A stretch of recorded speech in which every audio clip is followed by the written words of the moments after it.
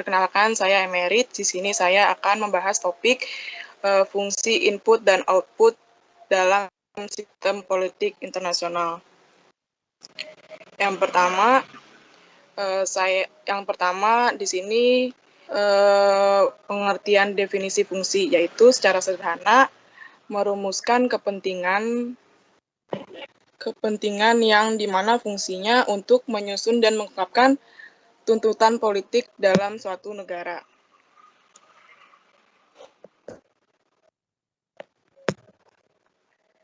Kemudian fungsi ini dibagi menjadi dua. Yang pertama fungsi input dan fungsi output.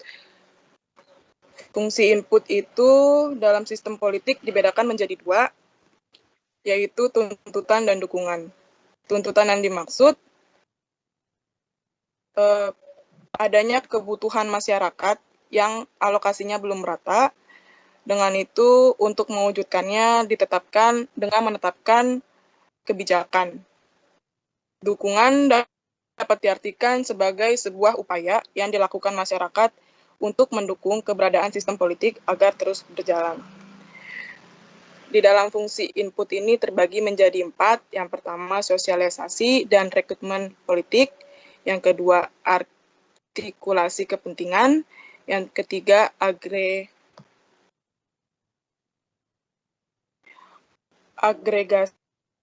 Yang keempat, komunikasi politik.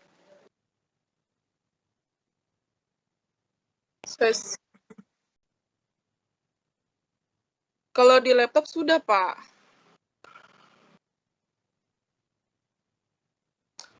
Kemudian, sosial politik itu pengertiannya ialah suatu proses perkembangan seseorang untuk mendapatkan orientasi politik dan pola-pola tingkah laku. Bagaimana dapat mempengaruhi budaya politik? Yaitu dengan menggunakan sarana-sarana seperti keluarga, sekolah, kelompok bermain, pekerjaan, media massa, dan kelompok-kelompok langsung budaya politik yang dapat mempengaruhi. Tujuan sosialisasi ini yaitu untuk membentuk pelaku-pelaku politik lebih banyak atau aktif di dalam politik itu sendiri. Rekrutmen politik ialah proses seleksi bagi individu-individu yang berbakat untuk menduduki jabatan politik maupun jabatan di pemerintahan yang dilakukan baik dengan cara kontak pribadi, persuasi, maupun pengkaderan para golongan muda. Kemudian, artikulasi kepentingan pengertiannya yaitu proses penyampaian kepentingan masyarakat kepada suprastruktural dalam sistem politik. Dalam penyampaian kepentingan ini dibagi menjadi 4. Yang pertama, manifest.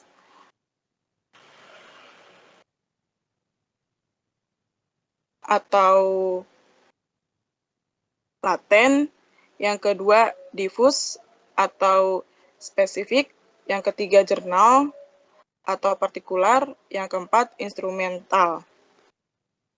Kemudian, agregasi kepentingan ialah fungsi mengkonferensikan tuntutan-tuntutan menjadi kebijakan umum.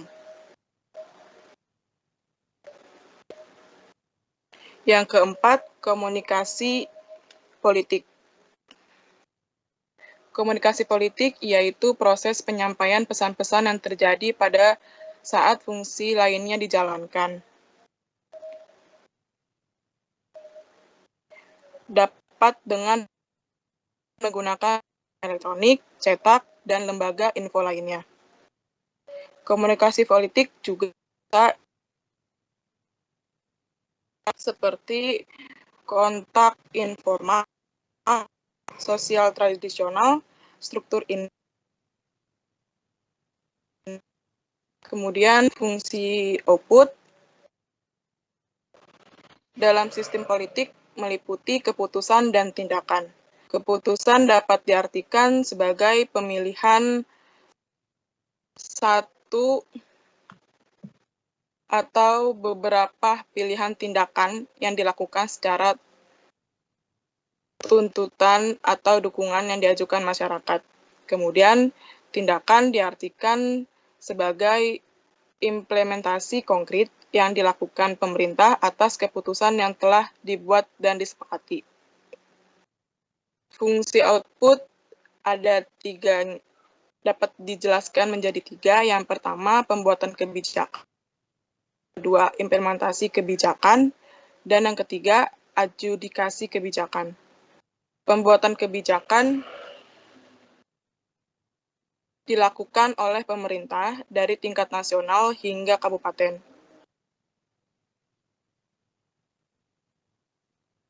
Yang sifatnya mengikat agar kebijakan tersebut dapat dijalankan. Kemudian implementasi kebijakan yaitu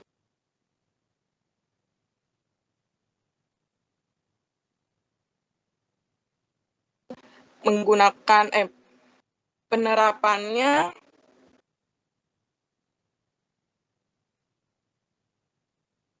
dalam artian mengikat masyarakat untuk melaksanakan kebijakan dan memiliki mekanisme menghukum masyarakat. Yang terakhir, adjudikasi kebijakan, yaitu negara mengontrol dan mengawasi jalannya program dan kebijakan yang dilaksanakan oleh pihak eksekutif maupun sekian presentasi yang dapat saya presentasikan.